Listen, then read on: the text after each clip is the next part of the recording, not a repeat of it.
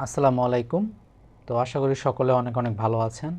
তো আজকে আমরা এই ভিডিওতে বিষয়টা নিয়ে কথা বলবো, সেটা হচ্ছে প্রাথমিক সরকারি শিক্ষক নিয়োগের যেই তৃতীয় ধাপের যেই ফলাফল চূড়ান্ত সুপারিশ, সেই সুপারিশ আপনারা অলরেডি জানেন যে বাতিল হয়ে গিয়েছে এবং পরবর্তীতে এটার আপডেট কী বা এটার ভবিষ্যৎ কী হতে পারে এই বিষয়টা নিয়ে আজকের এই ভিডিওতে আলোচনা করব।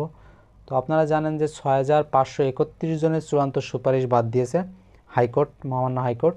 কারণ ছিল এখানে মেধার অ্যাপ্লিকেশান ছিল আর কি, মেধা সহ নিয়োগ দেওয়া হয়েছিল এবং এখানে অধিকাংশই মেধার ভিত্তিতে নিয়োগ হয়েছিল, কোটা। অধিকাংশ চূড়ান্ত নিয়োগপ্রাপ্ত শিক্ষকরা কোটাই। তো যেহেতু আন্দোলন পরবর্তী সময়ে এই কোটা বিলুপ্তি হয়েছিল, বলা চলে বিলুপ্তি, তারপরেও এটা কোটা সহ রেজাল্ট দেওয়া হয়েছিল বিদায় বিক্ষিপ্ত কিছু শিক্ষকরা তারা করছিল আর কি, হাইকোর্টে রিট করছিল। রিটের পরিপ্রেক্ষিতে হাইকোর্ট রায় দিয়েছে যে মেধার ভিত্তিতে নিয়োগ দেওয়ার জন্য, আর ওদেরকে চূড়ান্তভাবে মানে ওই চূড়ান্ত সুপারিশ বাতিল করে নতুন করে মেধার ভিত্তিতে নিয়োগ দেওয়ার জন্য করছে।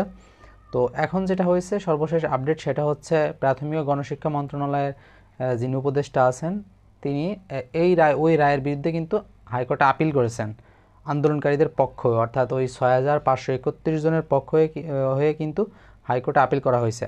এখন দেখা যাক এটার ফলাফল কি হতে পারে। তো আমার কাছে মনে হয় এটা 50-50 চান্স আছে, মামলান হাইকোর্টে যে আপিলের রায় যেটা দিবে সেটা 50-50 চান্স আছে, হতেও পারে নাও হতে পারে।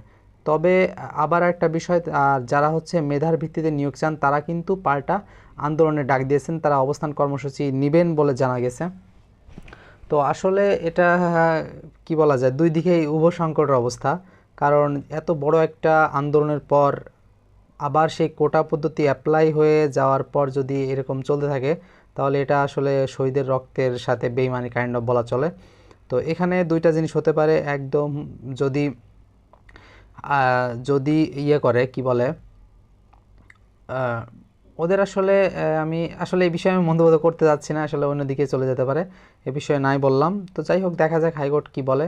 তবে আসলে মেধার ভিত্তিতে হয় উচিত এই পরিবর্তিত পরিস্থিতিতে, এর কোনো হেরফের না হওয়াই উচিত, কারণ এটা বিতর্কিত হতে পারে পরবর্তীতে, মানুষ এটা অন্যভাবে নিতে পারে।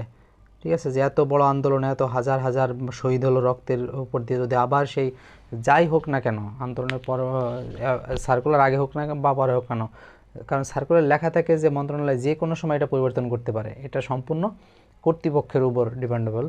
তো দেখা যাক কী হয় শেষ পর্যন্ত।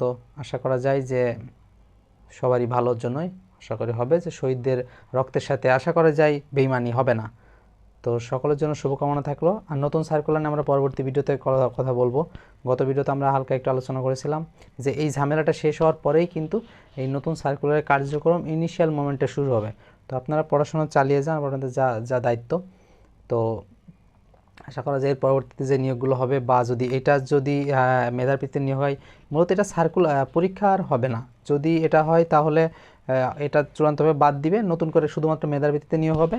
ওটা পরবর্তী যারা সিরিয়াল ওয়াইজ পিছনে আছেন তাদেরকে নিয়োগ দিবে, কিন্তু পরীক্ষা হওয়ার কোনো সম্ভাবনা নাই এই তৃতীয় ধাপের পরীক্ষায়। তো আশা করি বিষয়টা বুঝতে পেরেছেন। আর যেটা যা হবে সেটা পরবর্তী সার্কুলার, এবং পরের সার্কুলারে কিন্তু আশা করা যায় অনেক বড় একটা সংখ্যক শিক্ষক কিন্তু এই পরবর্তী নিয়োগে কিন্তু নেওয়া হবে এই 25 সালে, বা যখনই সার্কুলারটা দিক। তো আপনারা পড়াশোনা চালিয়ে যান, যেভাবে আমি গত ভিডিওতে বলছিলাম যে বাংলা, ইংরেজি, গণিত, সাধারণ জ্ঞানের বেসিক বই মোটামুটি শেষ করে ফেলেন, যে যত সময় লাগুক, সার্কুলার দেরি হোক, পরীক্ষা দেরি হোক, সমস্যা নেই, সমস্যা আপনার প্রস্তুতি ভালো হওয়া লাগবে, এটাই হচ্ছে এখন মুখ্য বিষয়। তো ধন্যবাদ সকলকে, ভালো থাকবেন, সুস্থ থাকবেন, পরবর্তী ভিডিও দেখা হচ্ছে। আল্লাহ হাফেজ।